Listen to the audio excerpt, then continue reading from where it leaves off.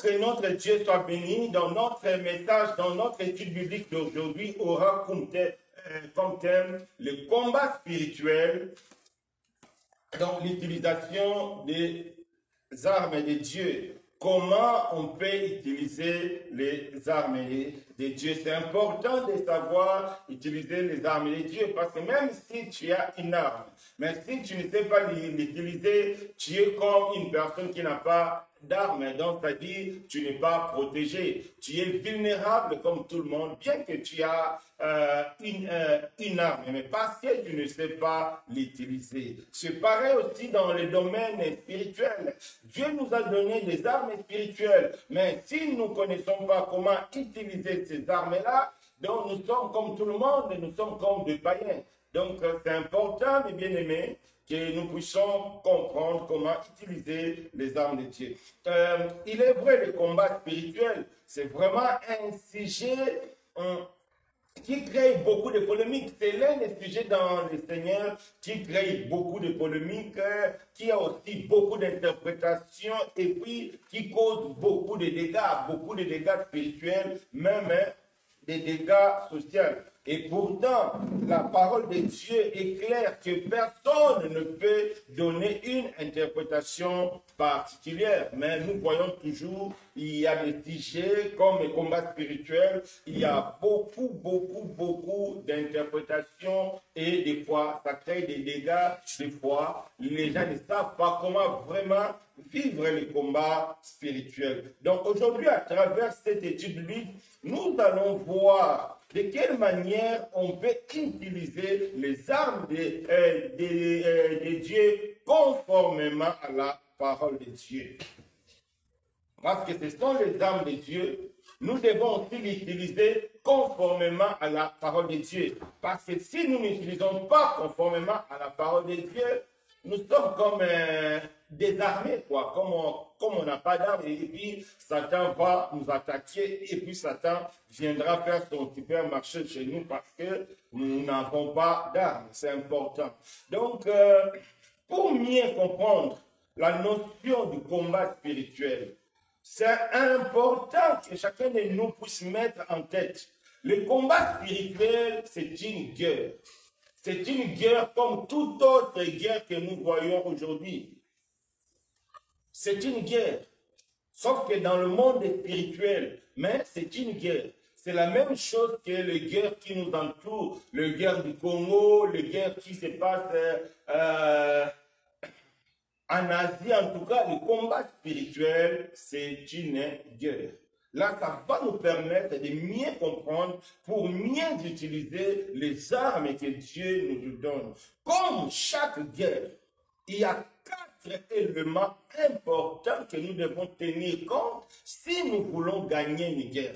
Si un pays veut gagner une guerre, il y a 4 éléments, ce pays-là doit tenir compte. C'est pareil dans le domaine spirituel. Si nous voulons gagner la guerre contre Satan, nous devons comprendre qu'il y a 4 éléments. Le premier élément, comme dans toute guerre, il y a les acteurs. Nous devons savoir définir les acteurs. Deuxième élément, la raison. Parce qu'il n'y a pas de guerre sans raison. Dans chaque guerre, il y a une raison cachée. C'est la raison qui fait qu'il y a la guerre. C'est la raison qui fait qu'on trouve aujourd'hui, il y a des multiples zones de conflits parce que chaque conflit a une raison cachée. Même si on peut dire des raisons apparentes, mais au fond, il y a des vraies raisons cachées. C'est pareil avec le combat spirituel. Il y a une raison cachée, il y a une raison valable. Donc, nous devons comprendre cette raison, nous devons connaître cette raison. Sinon, on va faire un combat inutile et puis on ne va pas gagner. Et troisième élément à comprendre, c'est les informations. Comme dans chaque guerre, on a besoin des informations concernant l'ennemi. Si tu n'as pas des informations concernant l'ennemi, mais comment tu vas faire pour l'attaquer? Tu ne connais pas sa taille, tu ne connais pas sa position, tu ne connais pas quel type de munitions que l'ennemi a. Comment tu vas l'attaquer? C'est pareil dans les combats spirituels. Nous devons avoir aussi les informations concernant notre ennemi qui est le diable. Si nous n'avons pas les informations concernant les diables, on ne pourra pas gagner les diables. C'est par exemple c'est comme dans nos guerres modernes. Si l'ennemi se trouve à gauche, toi, tu bombardes à droite, jamais tu vas gagner. Jamais l'ennemi sera touché parce que tu bombardes à côté. Et le quatrième élément, c'est les armes. Nous devons connaître les armes. Nous devons avoir des armes appropriées et nous devons connaître les armes de l'ennemi. Sinon, ce n'est pas possible. Donc, nous devons connaître les armes. Donc, ces quatre éléments sont très importants. C'est-à-dire, définir les acteurs ou bien identifier les acteurs, connaître la raison de la guerre ou bien du combat spirituel, les informations nécessaires concernant la partie adverse et les armes. Il n'y a pas une victoire sans armes. C'est quand on a des armes supérieures en puissance qu'on peut gagner l'ennemi. Si aujourd'hui l'Amérique contrôle le monde, c'est parce qu'ils ont des armes très puissantes.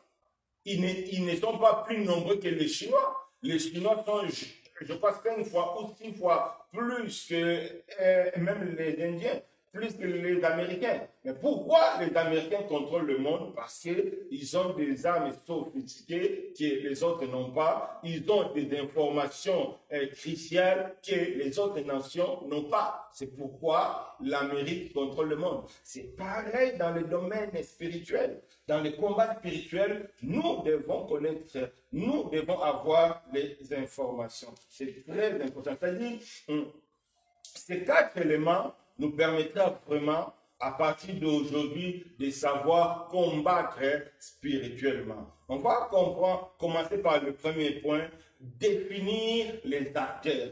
Parce que si on ne connaît pas qui est mon ennemi, on risque de prendre ton ami comme ton ennemi. Là, ça ne marche pas. Comme un allié qui bombarde ses alliés, ça ne marche pas. Donc, il faut vraiment savoir définir l'ennemi. Parce que si tu ne sais pas définir l'ennemi, il n'y a pas de victoire. Parce que tu ne vas pas combattre contre l'ennemi, ou tu peux combattre tes amis. Et comme la Bible dit, si une nation combat contre... Donc si un peuple combat contre lui-même, donc le peuple est divisé. Donc, il n'y a pas la victoire. C'est important. Donc, pour connaître les acteurs dans le combat spirituel, nous allons prendre nos Bibles dans le livre d'Éphésiens 6, versets 10 à 12. Éphésiens 6, versets 12 et de 10 à 12. Ou bien on va lire 10 et puis on va sauter 11, on va lire 12. Éphésiens 6, verset 10. Au reste, fortifiez-vous dans le Seigneur et par sa force toute puissante. Verset 12.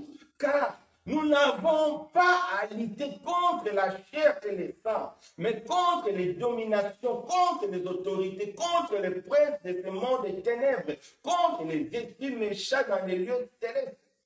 Ces deux versets nous donnent déjà les acteurs. Donc, dans le combat spirituel, nous avons trois acteurs. C'est important de savoir définir les acteurs. Premier acteur, c'est le Seigneur Jésus. Deuxième acteur, c'est le diable. Ici, domination, tout ça, c'est l'armée du diable. Il y a les démons, il y a les sorciers, tout ça, c'est le diable, parce que tout ça, c'est son armée. Et troisième acteur, c'est nous. C'est important. Donc, c'est moi, c'est toi. Il y a Jésus, donc Dieu. Il y a les diables. Et il y a moi. Il y a trois acteurs. La Bible est claire. Nous ne luttons pas contre les hommes. Ce n'est pas mon voisin qui est mon ennemi. Parce que si j'attaque à mon voisin, je vais perdre parce que ce n'est pas lui qui est mon ennemi. La Bible est claire. Nous ne luttons pas contre les hommes. Nous ne luttons pas contre les sangs et la chair. Mais nous luttons contre les dominations. Donc, il y a Jésus qui est avec nous. Il y a les diables qui est notre ennemi. C'est important. Donc, on voit déjà la définition des acteurs va nous permettre de savoir canaliser notre combat, de savoir utiliser nos munitions. Donc, avant de lancer une roquette, je dois être sûr que ce n'est pas contre mon voisin, je dois être sûr que ce n'est pas contre mon frère ou bien ma soeur, c'est vraiment contre l'ennemi. Donc, c'est très important. Donc, on voit déjà, la définition des acteurs nous permet de s'acheminer vers un combat bien préparé pour avoir la victoire. Le deuxième point, la raison du combat. Pourquoi il y a le combat? On a vu la guerre du Golfe, comment les États-Unis ont mis beaucoup d'argent. La vraie raison, ce n'était pas de libérer les Koweïtiens, parce qu'il y a beaucoup de pays qui sont opprimés. Les États-Unis ne font rien. Mais la vraie raison, c'était le pétrole. Tout le monde sait que si les États-Unis ont gaspillé des milliards dans la guerre du Golfe, c'était pour le pétrole. C'est pourquoi sinon, ce n'est pas pour le beauté des Koweïtiens. Non. Donc la raison est très importante pour faire le combat spirituel. Alors nous, pourquoi il y a des combats spirituels? Nous allons prendre nos Bibles, comme c'est l'étude biblique. Prenons nos Bibles, mes bien-aimés, dans le livre de Luc 22. Luc 22, verset 31. Luc 22, verset 31. Ici, c'est le Seigneur Jésus qui parle à Pierre. Il dit, le Seigneur dit, Simon, Simon, Satan vous a réclamé pour vous cribler comme les froment. 32. Mais j'ai prié pour toi afin que ta foi ne défaille point. Quand tu seras converti, affermis tes frères. Ici, le Seigneur avertit à Simon que Satan t'a réclamé. C'est ça la réclamation, le combat spirituel. Satan t'a réclamé. Satan veut te prendre, Satan veut t'arracher. Mais moi, j'ai prié pour toi, pour que ta foi ne défaille pas. Donc nous comprenons que la raison du combat spirituel, c'est la foi. Satan veut détruire notre foi. C'est très important de définir la vraie raison. Ce n'est pas ton mariage, ce n'est pas ton argent. Satan n'a rien à faire avec ton argent. Satan n'a rien à faire avec tes enfants. Mais la vraie raison, c'est ta foi. Satan veut détruire ta foi. Satan veut te rendre esclave. Satan veut te séparer de Dieu. Maintenant, pour toucher ta foi, il va passer par les enfants, il peut toucher ton travail, il peut toucher ton mariage. Tout ça, c'est des raisons apparentes. Mais la vraie raison, c'est la foi. Parce que si tu te focalises seulement sur ton mariage, mon mariage ne marche pas, c'est Satan, tu risques de passer à côté de la victoire. Parce que ce n'est pas ça la vraie raison. C'est-à-dire, la vraie raison dans le combat spirituel, Satan veut détruire. Il veut détruire notre foi. Satan veut détruire notre relation avec Dieu. Satan veut nous priver du paradis. Comme lui, il est déjà condamné. Parce que comme lui, il est déjà un candidat d'office pour l'enfer, alors il veut aussi nous empêcher. C'est pourquoi il fera tout pour détruire notre foi. Mais comme c'est un rusé, comme c'est un malin, il ne vient pas dire que moi je viens détruire ta foi. Non, il passe à gauche, il peut passer par le mariage, il peut passer par ta santé, il peut passer par beaucoup de choses.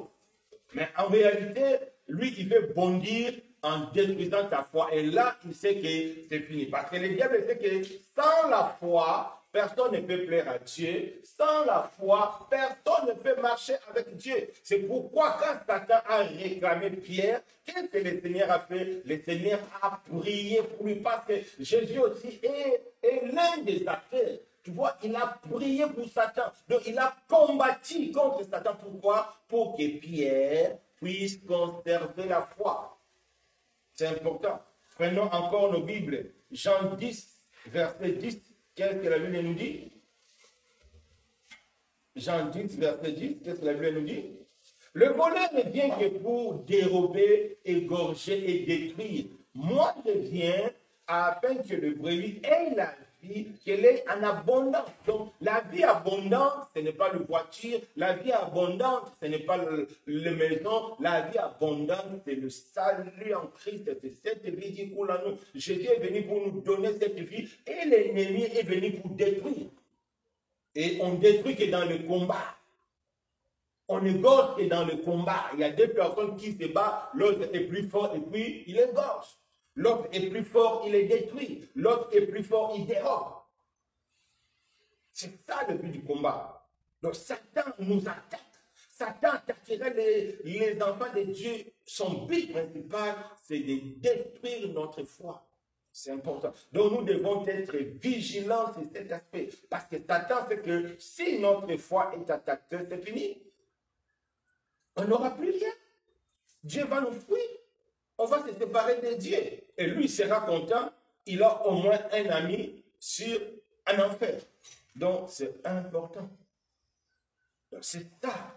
Satan veut nous priver de notre héritage. C'est ça.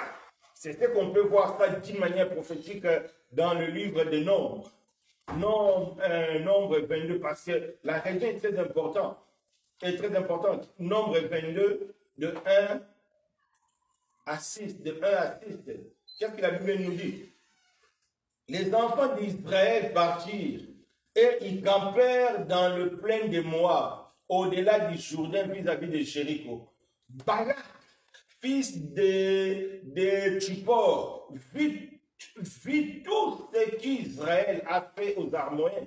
Moab fut très effrayé en face d'un peuple aussi nombreux. Il fut saisi de terreur en face des enfants d'Israël. Moab dit aux anciens des mendiants, cette multitude va dévorer tout ce qui nous entoure, comme le bœuf broute la verdure des champs. Balak, fils de Tzippor, était alors roi de Moab. Il envoya des messagers auprès de Balaam, fils de Boer, à Pétor, sur le fleuve, dans le pays des fils de son peuple, afin de l'appeler et de lui dire, voici un peuple sorti d'Égypte, il couvre la surface de la terre, il habite vis-à-vis de moi, viens, je te prie, maudis-moi ce peuple, car il est plus puissant que moi. Peut-être ainsi pourrais-je les battre et les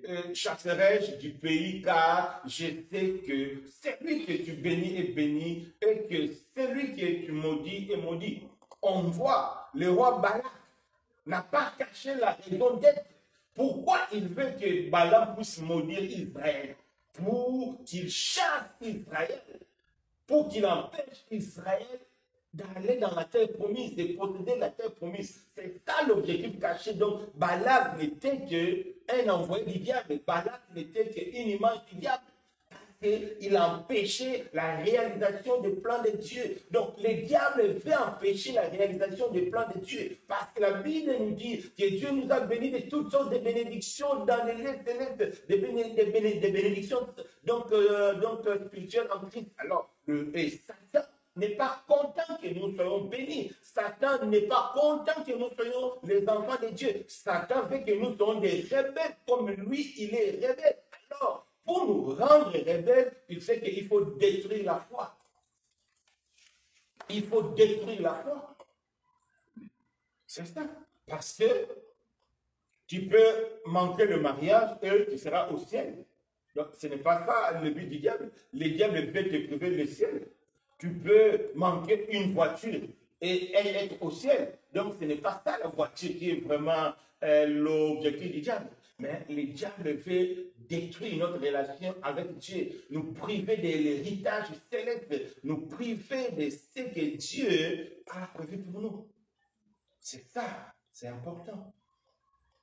C'est la même chose aussi on voit dans Exode 17, 8. Amalek qui vient combattre les enfants d'Israël. Pourquoi? C'est pour détruire. Pour les empêcher de posséder. Pour les empêcher d'hériter. C'est ça. Donc, c'est très important, mes bien-aimés. La raison du combat spirituel, Satan veut détruire notre vie. C'est pourquoi même la Bible dit, les diables rôdent autour de nous pour chercher qui dévorer. Parce que par définition, un enfant de Dieu, c'est une brebis. Et une brebis n'est pas un animal sauvage qui marche dans le rue. Non. Brebis est supposé être dans la bergerie. Alors, les diables rôdent autour de la bergerie. La brebis qui va commettre l'erreur de sortir dans la bergerie, le diable va manger. C'est ça le combat spirituel. Donc nous devons toujours être dans la bergerie. Une fois que tu sors de la bergerie, le diable va te bouffer. C'est ce que Pierre nous dit il y a 1 Pierre 5, verset 8. Donc, il cherche, il tourne autour. Il cherche qui dévorer. Et quand il trouve une occasion favorable, le diable n'hésitera pas de dévorer. Il n'hésitera pas de détruire. Il ne cherche qu'une occasion favorable. Donc, c'est ça. Donc, pour le diable, la mission est claire, c'est pour nous détruire. Alors, pourquoi et pour Jésus? Parce que Jésus, il y a 3 acteurs, Jésus, le diable et nous. On a déjà vu la mission du diable dans le combat spirituel, c'est pour détruire notre foi. Et maintenant, quelle est la mission de Jésus? Pourquoi Jésus combat dans le combat spirituel pour nous? Jésus nous combat le diable pour nous préserver du mal et pour nous permettre de garder la foi et pour nous donner l'espoir et l'espérance. C'est très important. Quand Jésus combat pour nous, c'est pour nous préserver. C'est comme il a dit, Simon, j'ai prié pour toi, pour que ta foi ne défaille pas. Donc Jésus combat pour nous préserver. Jésus combat pour nous donner espérance. Parce qu'on a vu avec Daniel, quand dans le livre de Daniel 10, quand Daniel a prié, la Bible dit que les princes des Perses, c'est-à-dire les démons qui contrôlaient ce territoire-là, avaient bloqué la réponse de Daniel. Alors Dieu a envoyé un premier ange, Dieu a envoyé un deuxième ange pour débloquer la réponse de Daniel. Pourquoi? C'est ça le combat spirituel. Pourquoi ils ont débloqué la réponse de Daniel? C'était pour que Daniel soit soulagé, c'était pour que Daniel soit satisfait, c'était pour que Daniel puisse avoir de l'espérance. Quand tu pries Dieu et que tu vois les ossements, ça fortifie la foi, ça nous donne l'espérance, ça nous donne la force. C'est pourquoi Jésus combat pour nous, pour que Satan ne dérange pas nos réponses, pour que Satan ne dérange pas nos exaucements. Pourquoi? Pour nous permettre de garder la foi. Parce que si on demande, on ne reçoit rien, ça décourage, ça fatigue. Donc Jésus combat pour nous donner, pour nous affermir, pour nous protéger notre foi et pour nous donner de l'espérance. C'est important. Donc le cas de Daniel vraiment confirme. Et maintenant pour toi et moi, pourquoi nous allons combattre? Nous allons combattre, pourquoi? Pour manifester la victoire de Christ. C'est-à-dire, quand on entre dans le combat spirituel, ce n'est pas premièrement pour nous, non. C'est pour que la victoire de Christ, c'est pour manifester la force de Christ, parce que Jésus, à la croix, il a triomphé. Et dans le combat spirituel, quand on s'engage dans le combat spirituel, c'est pour que Jésus soit glorifié. Nous combattons pour que Jésus soit glorifié. Nous ne combattons pas pour les autres, pour dire aux autres, vous voyez comment Dieu va vous détruire. Non, nous combattons pour que Jésus soit glorifié. Parce que c'est lui qui a vaincu Satan, parce que c'est sa force. Une deuxième raison, nous combattons pour l'exaucement de nos prières, pour l'exaucement de ce que nous demandons à Dieu. Parce qu'avec Daniel, on a vu que les diables bloquent nos réponses, les diables bloquent nos prières, les diables bloquent nos bénédictions. C'est pourquoi nous devons combattre. Pourquoi? Pour avoir l'exaucement. Quoi? Pour recevoir ce que nous demandons à Dieu. C'est important, bien aimés dans le Seigneur. Et nous combattons aussi pour demeurer dans la foi. Sinon, Satan va nous détruire.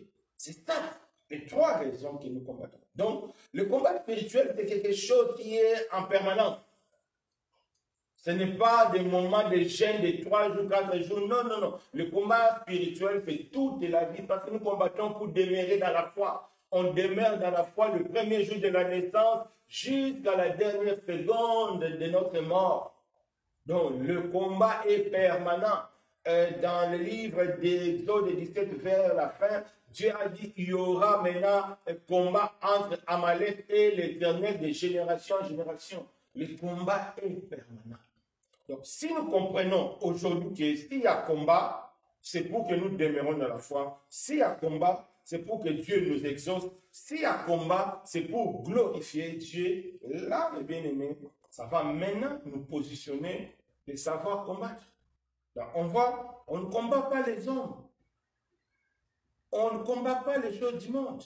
Mais nous combattons pour que la volonté de Dieu se manifeste dans notre vie. C'est important. Donc, à partir d'aujourd'hui, il faut mettre dans la tête, s'il y a le combat spirituel, si tu penses que dans ta vie, il y a des combats, c'est que Satan vise ta foi. Donc, enlève d'abord le jeu dans les choses du monde. Il va te perdre. Donc, il va te distraire. Il faut regarder ta foi. Il faut préserver ta foi parce que tu as besoin de la foi. Quand Satan te combat, il veut te détruire. Donc, c'est très, très important. Alors, troisième élément, les informations. Comme je dis, dans une guerre, la guerre que nous avons aujourd'hui, si tu n'as pas les bonnes informations, tu ne vas pas gagner. Parce que toi, tu vas bombarder à gauche, le client est à droite. Toi, tu vas bombarder à droite, le client est à gauche. Ça ne marche pas. Donc, nous devons avoir des informations sûres pour gagner. Donc, les trois acteurs, Jésus, nous et le diable, chacun doit avoir des informations sûres. Même le diable, pour que le diable te gagne, il a besoin d'avoir des informations sur toi. Il a besoin d'avoir des informations sur toi. En lisant les livres, surtout dans le Nouveau Testament et surtout dans l'Ancien Testament, vous allez voir comment le diable a utilisé les habitudes et les goûts des enfants d'Israël pour les détruire. Avec Balaam seulement. Comment Balaam avait fait pour détruire les enfants d'Israël? Balaam savait que les enfants d'Israël, ils aimaient trop l'impudicité. Qu'est-ce que Balaam a fait? Il a dit à Balaam quoi? D'envoyer des filles. Parce qu'il avait les informations sur son peuple. Il connaissait son peuple. Il dit, ce peuple-là, si tu leur envoies de belles filles, ils vont oublier leur Dieu. Et effectivement, le roi Balak avait envoyé des filles chez les enfants d'Israël et les enfants d'Israël étaient entrés dans l'impudicité, dans la fornication. Et allez lire Nombre 25 et vous allez voir comment ça mal tourné. Parce qu'il avait les informations. Satan ne nous combat pas. Non, Satan a des informations. Il sait que telle personne pour le combattre. Parce que l'objectif, c'est la foi. Il sait où te toucher. Il sait où t'avoir. C'est important. Donc, les informations, c'est quelque chose de très capital. Donc, nous devons avoir des informations précises pour gagner. Donc, nous aussi, nous avons besoin de connaître Satan, avoir des informations sur lui pour les gagner. Sinon, ça ne marchera pas. Donc, où Jésus peut prendre les informations? Jésus est Dieu, il connaît tout. Donc, les informations, il n'a pas besoin comme nous. Au niveau des informations, ce qui est la chose la plus importante, c'est de comprendre comment Satan prend les informations. Satan n'est pas omniscient, n'est pas omniprésent, n'est pas omniscient. Il n'est pas Dieu. Il n'est pas partout, il ne connaît pas tout. Alors, Satan a besoin des informations que nous-mêmes, nous lui fournissons. C'est important. Donc, c'est nous-mêmes. Satan utilise nos faiblesses pour avoir les informations qu'il en a besoin. Comme Balak et comme Balaam, il connaissait la faiblesse de son peuple, que son peuple était faible côté femme, et il a envoyé des femmes. Quand tu es faible côté alcool, Satan va envoyer des gens pour bien te saouler. Quand tu es faible côté femme, c'est pourquoi beaucoup de chrétiens aujourd'hui sont pris en piège. Pourquoi? Parce que Satan connaît leurs faiblesses et Satan utilise leurs faiblesses. C'est pourquoi nous devons fermer toutes les portes pour priver Satan des informations nécessaires, sinon ça ne marche pas. Donc, nous devons apprendre à fermer toutes les portes. Sinon, Satan utilise nos faiblesses pour soutirer des informations. Alors, si tu fermes toutes les portes, il viendra rôder, il va te combattre. Il ne va pas te gagner parce qu'il ne sait pas là où tu te caches, il ne sait pas là où il est ta richesse, il ne sait pas. Mais s'il a des informations, c'est pourquoi même pour toucher Jésus, Satan est entré par Judas. Parce que Judas était l'un des 12. C'est de l'intérieur qu'on combat. Une bonne rébellion, ça commence de l'intérieur. La complicité de l'intérieur. La trahison de l'intérieur. C'est important, mes bien-aimés, que nous puissions comprendre ces choses. La trahison de l'intérieur. Donc, la trahison de l'intérieur. Donc, Satan utilise les informations en fonction de notre faiblesse. Donc, nous devons apprendre à fermer toutes les portes pour lui priver des informations. Sinon, il va nous mélanger. C'est important. Alors, nous, dans notre combat spirituel, où devons-nous chercher des informations pour combattre les diables? Mais bien aimés dans le Seigneur, il y a des choses que nous devons éviter de faire. S'il y a un problème, s'il y a un souci, nous devons éviter de chercher le coupable qui peut nous faire ça. C'est-à-dire, si tu es face à un problème, et tu commences déjà à penser, qui peut me faire ça? C'est ma mère, c'est ma tante, c'est mon oncle, c'est mon voisin. C'est que tu as déjà pris un mauvais chemin. Non. Nous ne devons pas chercher les coupables. On n'a pas besoin des coupables, nous. Non. Parce qu'en voulant chercher les coupables, on va braquer nos regards vers les autres. Et en passant tout notre temps à regarder les autres, ça va nous empêcher de nous examiner nous-mêmes. Peut-être que c'est de notre faute, nous-mêmes, on avait ouvert la porte. Mais parce que les choses ne marchent pas, parce que rien ne tourne, parce que vraiment tu n'arrives pas à marcher droit, Satan te menace, le combat est très riche. Au lieu de chercher les bonnes informations, toi tu cherches d'abord le coupable. Ce n'est pas celui qui avait dit telle parole, ce n'est pas cette personne, ce n'est pas mon oncle. Donc, en cherchant les coupables, on va passer à côté. Parce que la Bible dit, nous ne combattons pas contre la chair et le sang. Beaucoup, aujourd'hui, c'est ça qui fait la défaite de beaucoup de chrétiens. Moindre problème, c'est l'oncle qui est visé, c'est la tante qui est visée, telle personne est visée, telle personne. Alors, au lieu de chercher des bonnes informations, on a braqué tous nos regards sur les autres. On prie que pour les autres, contre les autres, et ça va nous empêcher. Dans la vie, c'est comme ça. Si tu passes tout ton temps à regarder les autres, si tu passes tout ton temps à critiquer les autres, tu n'auras plus le temps de t'examiner réellement. Tu vas t'oublier toi-même. Tu vas penser que tu es juste. Tu vas penser que tu es... Or, généralement aussi, c'est de notre faute. Hein? C'est important. C'est important. Nous devons apprendre à chercher les bonnes informations pour bien combattre. Parce que si on veut regarder, est-ce que ce n'est pas la famille, est-ce que ce n'est pas ceci, est-ce que ce n'est pas cela, on risque même de créer l'amertume dans notre cœur et la haine. Alors, si la haine entre dans notre cœur, on se livre à Satan sans le savoir. Satan va nous contrôler à travers la haine sans le savoir. Donc, nous ne devons plus faire ça. À partir d'aujourd'hui, mes bien-aimés, si tu as des soucis, si les choses ne marchent pas dans ta vie, Ne cherche plus les coupables. Considère toi-même comme le premier coupable. Là, tu vas bien avancer, Dieu va t'orienter et tu trouveras des solutions et des réponses appropriées. La première des choses, quand ça ne marche pas, les informations que nous aurons besoin pour combattre, parce que quand ça ne marche pas, on a besoin de combattre, on a besoin de prier Dieu pour chercher qu'est-ce qui ne va pas. C'est ça le combat spirituel, c'est-à-dire chercher Dieu pour savoir qu'est-ce qui ne va pas. Donc, quand les choses ne marchent pas, notre première réaction doit être de chercher d'abord à créer l'intimité avec Dieu. Ne cherche pas le coupable, non, tu n'en as pas besoin.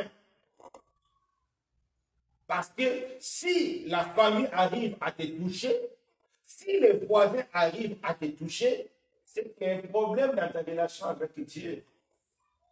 C'est pourquoi ils t'ont touché. Donc ce n'est pas eux le coupable, c'est toi-même qui es le coupable. C'est pourquoi ils t'ont touché. Allez regarder l'histoire des enfants d'Israël. À chaque fois qu'Israël était menacé, à chaque fois qu'Israël avait la défaite face aux étrangers, en réalité, Israël était dans le péché. Israël était dans l'infidélité. C'est ça qui donnait la force à l'ennemi de les toucher. Donc, mes bien-aimés, à partir d'aujourd'hui, quand ça ne va pas dans ta vie, n'allez pas chercher le coupable. Considère toi-même comme le premier coupable. Et deuxièmement, cherche à établir l'intimité avec Dieu. Et troisième des choses, plonge ton regard dans la parole de Dieu. Passe maintenant ton temps à fonder les Écritures. Parce que la Bible nous parle de tout. La Bible répond à toutes les situations. Ne prenons pas la Bible seulement en regardant ce qui est écrit, non. La Bible est double. Il y a ce qui est écrit et il y a la révélation de Dieu. C'est par la révélation que Dieu nous orientera en fonction de ce qui est écrit, en fonction des exemples passés, que Dieu nous orientera. Donc, c'est très important. Nous allons prendre un cas précis dans la Bible. Prenons nos Bibles comme société biblique. Les livres, prenons nos Bibles. Josué. Livre de Josué. Josué 7. Josué 7, de 1 à 7. Josué 7, de 1 à 7. On va lire vite, vite. Les enfants d'Israël commirent une infidélité au sujet des choses dévouées par interdit. Akan, fils de Cami, fils de Cami, fils de Zabdi, fils de Zerach, de la tribu de Juda, prit des choses dévouées, et la colère de l'Éternel s'enflamma contre les enfants d'Israël. Josué envoya de Jéricho des hommes vers Haï, qui est près de Beth-Tavan, à l'orient de Bethel. Il leur dit, montez et explorez le pays. Et ces hommes montèrent et explorèrent Haï. Il revient auprès de Josué et lui dit, il est inutile de faire marcher tout le peuple. 2 ou 3 000 hommes suffiront pour battre Haï. Ne donne pas cette fatigue à tout le peuple, car ils sont en petit nombre. 3 000 hommes environ se mirent en marche, mais ils prirent la fuite devant les gens d'Haï. Les gens d'Haï leur tuèrent environ 36 hommes. Ils les poursuivirent depuis la porte jusqu'à chez Barim et les battirent à la descente. Le peuple fut consterné et perdit courage. Josué déchira ses vêtements, se prosterna jusqu'au toit, le visage contre terre, devant l'arche de l'Éternel, lui et les anciens d'Israël. Il se couvrit la tête de poussière. Josué dit, « Ah Seigneur l'Éternel, pourquoi as-tu fait passer les Jourdain, ce peuple, pour nous livrer entre les mains des Araméens et nous faire périr? Or, si nous eussions su rester de l'autre côté du Jourdain. » Donc, ici, c'est l'histoire de Josué. Josué, les enfants d'Israël au Josué, ils ont réussi à faire un exploit dans Jéricho. Nous connaissons tous l'histoire de Jéricho. Alors, il restait la petite ville Haï, une petite ville de rien du tout, pour qu'ils aient l'accès à la terre promise. Ils sont partis explorer Haï. Les enfants d'Israël ont dit à Josué, il ne faut même pas te donner la peine. Haï, c'est une petite ville, envoie seulement 2 ou 4 ou 3 000 personnes, on va prendre Haï. Josué a dit, c'est pas grave. Bon. Il a envoyé un petit nombre. Le petit nombre est parti là-bas. Les gens d'Haï ont bien bastonné Israël. Les gens d'Haï ont bien bastonné les enfants d'Israël. Les enfants d'Israël, ils étaient bâtis et ils avaient perdu courage. Josué, en écoutant que les enfants d'Israël ont perdu, Josué n'a pas donné la faute aux militaires. Josué n'a pas dit que pour le militaire, vous n'êtes pas fort, regarde. Non. Josué n'a pas donné faute aux hommes. Qu'est-ce que Josué a fait? Il s'est donné d'abord lui. Donc, il a tourné le regard vers Dieu. Quand tu es un enfant de Dieu, quand face à n'importe quelle situation, ne cherche pas le coupable. Non. Si elle est coupable, Dieu te montrera. Toi, cherche Dieu. C'est Dieu qui te montrera les vrais coupables. Peut-être toi-même tu es le vrai coupable. Les autres n'ont que profité de ta culpabilité. C'est important. C'est important. Je me rappelle bien d'une histoire. Une sœur qui a été possédée. Pourquoi la sœur a été possédée? Parce que c'est elle qui est partie chercher un copain sorcier.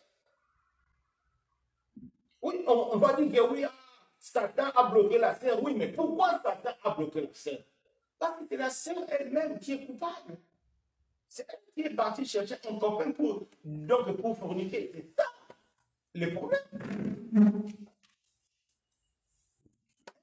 de Dieu ne doit pas chercher les coupables. Le premier coupable doit être d'abord lui-même.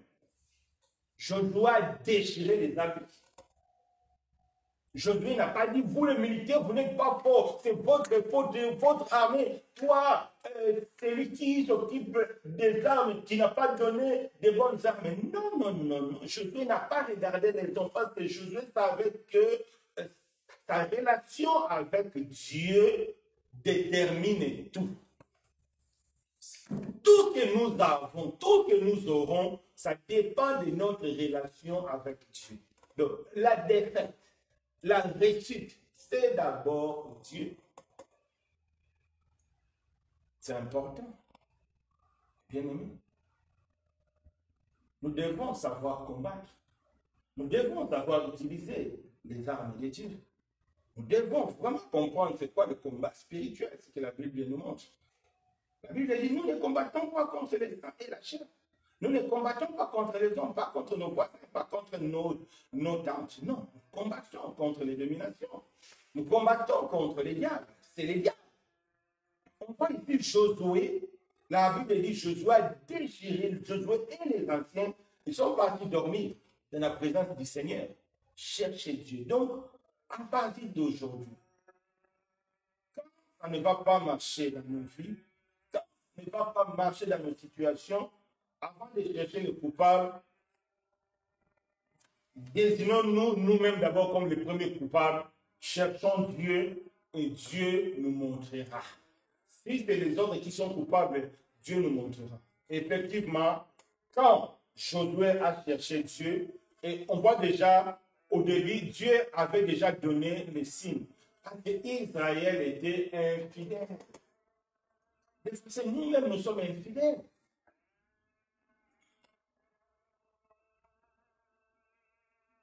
Tu passes tout ton temps tricher. Et quand tu ne vas pas commencer à trouver le boulot, tu vas dire, ah, il me bloque. Non. Est-ce que tu t'es répandu de toutes tes tricheries d'abord? Est-ce que tu t'es répandu de toutes tes tricheries d'abord avant de chercher le coupable que tu ne trouves pas le boulot? C'est important.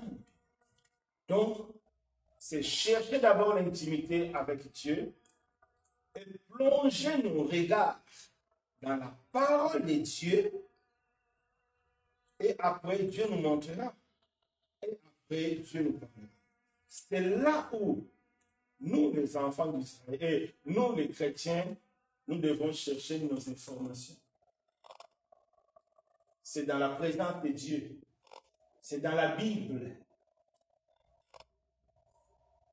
Aujourd'hui, on voit beaucoup de personnes. Ils citent les noms des démons, les noms des anges. Je ne sais même pas où ils ont ramassé ça. Des noms qui n'existent même pas dans la Bible. C'était l'ange qui te combat. Était un démon. Les démons de lundi, les démons de mardi. Mais bien aimé, vous allez faire quoi avec les noms de tous les démons? Si les noms des démons étaient importants, Dieu allait nous dire. Si les noms des anges étaient importants, Dieu allait nous dire. Mais ce n'est pas ça la chose la plus importante. C'est l'intimité avec Dieu. Dieu a dit à Jérémie, c'est-à-dire, si tu t'attaques à moi, je te parlerai, je te montrerai. Attachons-nous à Dieu. Dieu nous parlera. Attachons-nous à Dieu. Dieu nous donnera des informations nécessaires. Mais bien aimés dans le Seigneur. C'est important. Prenons Actes des Apôtres, chapitre 4. On s'excuse, bon, parce qu'on a commencé en retard, donc on va terminer un peu en retard. On s'excuse. S'il y a des personnes qui sont en ligne, on s'excuse. On s'excuse. On s'excuse un peu.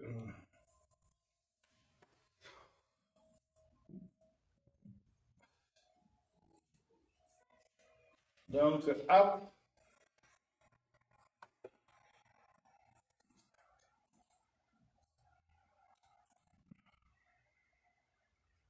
Actes chapitre 4. Actes chapitre 4.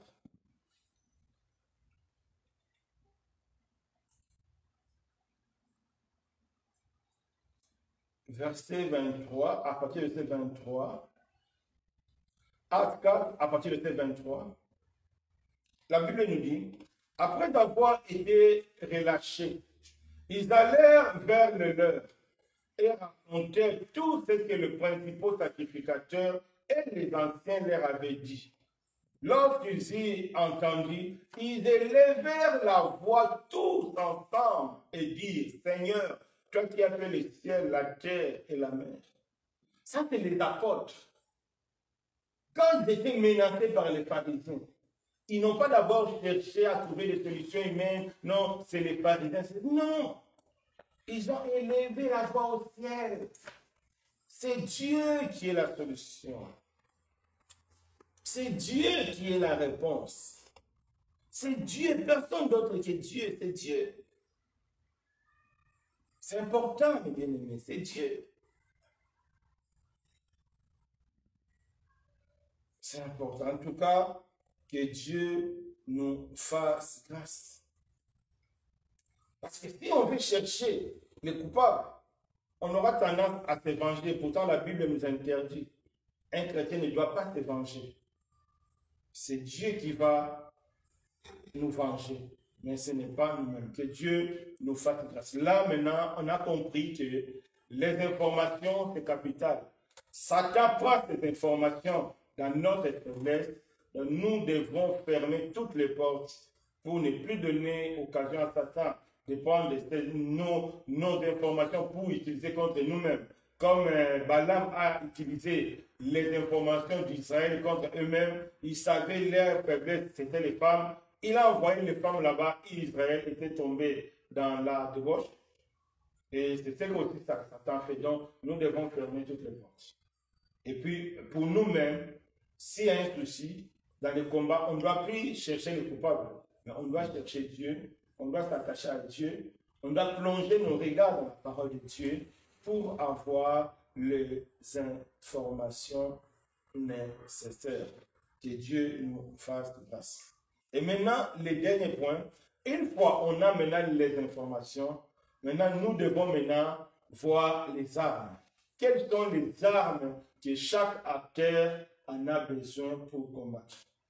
Jésus a une arme très puissante, c'est sa puissance et la résurrection. La Bible dit, par sa mort et sa résurrection, il a écrasé Satan, il a triomphé de lui à la croix. Donc la croix, c'est une puissance énorme pour Jésus. Personne ne peut tenir, rien ne peut tenir devant Jésus. C'est important. Donc Jésus a son arme, c'est la croix. Donc sa puissance et la résurrection, c'est l'arme fatale que le Seigneur utilise dans le combat spirituel. Maintenant, les diables. Quelles sont les armes que les diables utilisent dans le combat spirituel? Ça, c'est très important, mes bien-aimés. Ouvrons bien les yeux pour comprendre les armes que Satan utilise dans le combat spirituel. Satan, dans le combat spirituel, utilise deux armes contre nous. Première arme, c'est le péché. C'est par le péché que nous ouvrons la porte à Satan. C'est par le péché que Satan prend sa force d'entrer dans notre vie. C'est lui qui vit dans le péché. C'est lui qui marche dans le péché, qui marche déjà dans la défaite. Allez lire la Bible, surtout dans l'Ancien Testament. Allez voir toutes les défaites des enfants d'Israël. Même Josué, pourquoi son armée avait été défaite? Parce que Israël était dans l'infidélité. Nous devons enlever le péché. C'est le péché qui donne à diable, à Satan la main sur nous.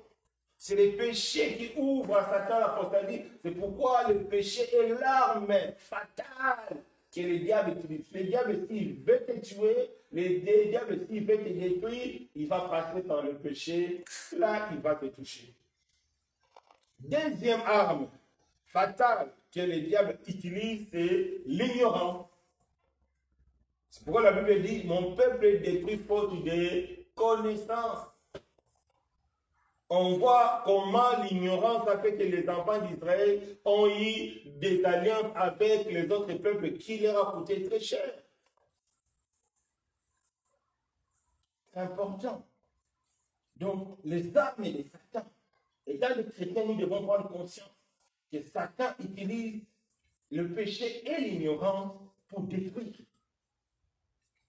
Donc, nous devons faire très attention, sinon il va nous détruire, sinon il va nous rendre malheureux. Prenons le cas de Laban. La Bible nous dit que Dieu avait dit à Laban, il faut ne rien dire à Jacob, ni de bien, ni de mal. Mais quand Jacob a fui, Laban s'est permis de poursuivre Jacob. Parmi les raisons que Laban a avancées, il a dit à Jacob, je crois que c'est dans le livre de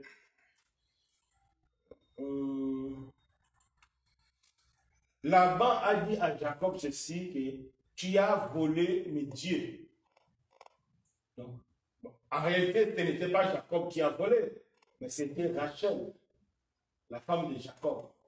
C'est ça qui avait donné à Laban l'argument, la force de poursuivre Jacob. Même si Dieu avait interdit à Jacob, et même si Dieu avait interdit à Laban, ne dit rien de mal, ni du bien, ni du mal à Jacob. Mais parce que Rachel a volé, elle a donné la force à Laban pour que Laban puisse poursuivre Jacob. Donc, mes bien-aimés, nous voyons comment le péché donne à Satan le pouvoir. Bien que Dieu avait interdit Laban, mais Laban s'est senti obligé. Laban a eu le pouvoir. Laban a eu la force de poursuivre Jacob. Parce qu'il y a eu vol, parce qu'il y a eu péché. Dans ce cas, Laban représentait comme le diable, parce qu'il s'opposait au plan de Dieu. Tout ce qui s'oppose au plan de Dieu devient un instrument du diable. Donc Satan était ici comme représentant du diable. Mais pourquoi il n'a pas écouté les injonctions de Dieu, tout simplement parce qu'il y a eu vol, parce qu'il y a eu péché. C'est pourquoi c'est pareil dans notre vie. Si nous sommes dans le péché, nous donnons à Satan l'accès.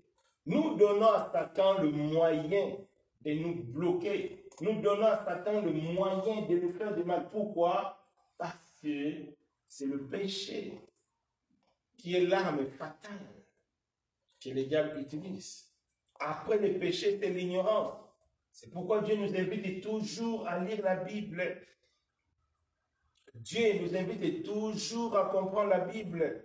C'est très important. Parce que si nous ne lisons pas la Bible, nous serons dans l'ignorance. Satan va nous menacer. Donc, à partir d'aujourd'hui, nous devons savoir que les armes que le diable utilise, c'est le péché et l'ignorance. Et nous-mêmes, quelles sont les armes que nous utilisons? Les armes que nous utilisons, ce sont les armes que Dieu nous a données. Donc, Dieu nous a donné 6 armes que nous devons utiliser: la justice et la vérité, la justice, le zèle de l'évangile, la foi, l'espérance du salut et puis le paix de la parole. Ça, ce sont les armes que Dieu nous donne pour utiliser. Alors, nous devons aussi apprendre à utiliser. Donc, aujourd'hui, on va s'arrêter là. Le mardi prochain, nous allons maintenant voir d'une manière concrète comment on va utiliser les armes. Aujourd'hui, nous avons eu un peu un aperçu sur le combat spirituel. C'est la guerre comme toute autre guerre. Donc, il y a les acteurs. Donc, nous devons définir les acteurs pour ne pas taper les innocents, pour ne pas taper nos frères et sœurs, tout en pensant que c'était nos ennemis. Nous avons défini l'objectif de la guerre du combat spirituel, c'est-à-dire la raison, c'est la destruction de la foi, c'est important. C'est-à-dire de savoir que Satan nous attaque pour détruire notre foi. Et puis nous avons défini les informations. Quelles sont les informations que Satan utilise pour nous détruire? Satan utilise nos faiblesses. Donc nous devons fermer nos portes. Et nous, quelles sont les informations que nous devons utiliser pour le combat spirituel? Nous ne devons pas chercher les coupables, non, mais nous devons chercher l'intimité avec Dieu et nous devons plonger nos regards dans la parole de Dieu. Et puis pour les armes, Jésus utilise sa puissance de la résurrection, mais le diable utilise 2 armes pour nous détruire, c'est le péché et l'ignorance. Si tu es dans le péché, c'est que tu es dans la main du diable. Si tu es dans l'ignorance, c'est que tu es dans la main du diable. Et nous-mêmes, nous avons les 6 armes que Dieu nous donne. Donc aujourd'hui, on s'arrête là pour le combat spirituel. Et le mardi prochain, maintenant, nous allons voir d'une manière concrète comment utiliser les armes. Je ne sais pas ici s'il y a des questions. Est-ce qu'il y a des questions? Est-ce qu'il y a des questions? Non.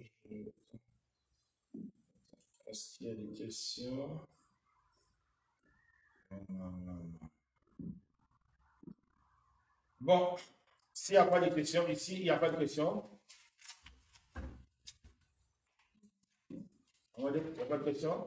Il n'y a pas de questions. Donc, on s'arrête ici. Donc, le mardi prochain, on va maintenant voir d'une manière concrète comment utiliser les armes. Donc, aujourd'hui, on a eu seulement l'aperçu du combat spirituel. Comment nous allons nous préparer? Donc, nous devons connaître les acteurs. Nous devons connaître la raison du combat spirituel. Nous devons savoir comment avoir les informations pour savoir attaquer l'ennemi et être victorieux. Et quatrièmement, quelles sont les armes que chacun de nous doit utiliser? Surtout, comment repérer les armes du diable et faire en sorte que ces armes-là soient détruites. Donc, c'est ce qu'on a développé aujourd'hui. Que Dieu nous bénisse. Élevons les voix. Merci notre Dieu, merci pour ta grâce, merci pour tes bienfaits. À travers ces moments, oh Dieu, nous avons besoin de toi.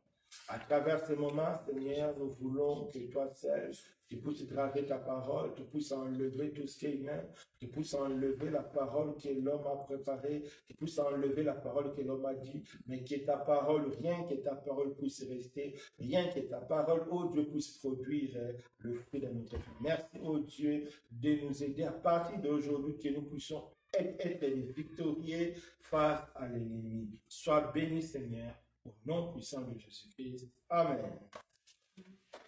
En tout cas, que Dieu nous bénisse. On se verra le jeudi pour l'intercession, le samedi pour le partage biblique et le dimanche pour le culte. Donc, le dimanche, on aura une réunion. Donc, tout le monde est invité à être là. On aura une réunion le dimanche. Que Dieu nous bénisse.